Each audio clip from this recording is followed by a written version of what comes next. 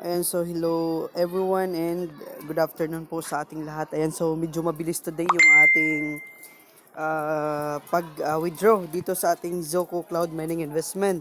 So as of today, nag-withdraw po tayo ng $71 guys na worth of 3,638. And of course, kung makikita po natin dito is success na po yung ating withdrawal. So meron po siya ditong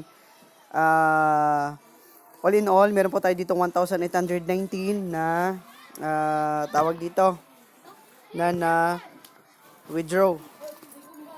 Okay, so dito na part guys is so nawala yung internet natin. Connect muna tayo dito. Okay, so dito guys is ipapakita ko sa inyo dito yung ating successful withdrawal po dito. Ayan, so nawala po yung internet. I think brand out today. Yan, so connected. So dito guys is kung makikita po natin dito is okay. So meron po tayo ditong na-receive no sa GCash natin. And kung makikita po natin dito yung withdrawal history natin is nasa 71 yung withdraw natin kanina. Then ang total amount po ng ating 71 is 3,638. Then as of today, punta po tayo sa GCash natin. Ayan, double check natin sa GCash natin kung natanggap na nga ba natin dito yung ating withdraw.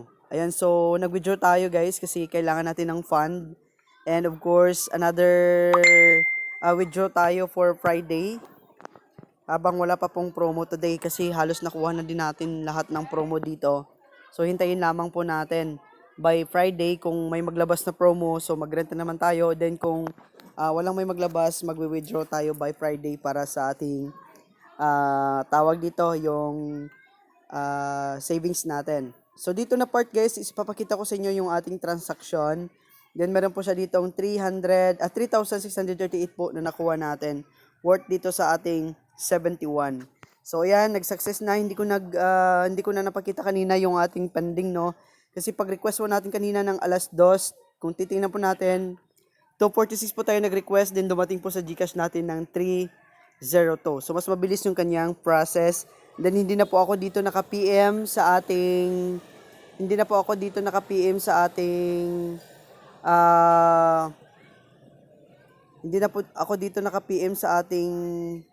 CS guys no. Automatic po siya na automatic po siya na pumasok sa ating GCash. So yan na muna guys yung update natin. Maraming salamat sa panonood and happy earnings everyone.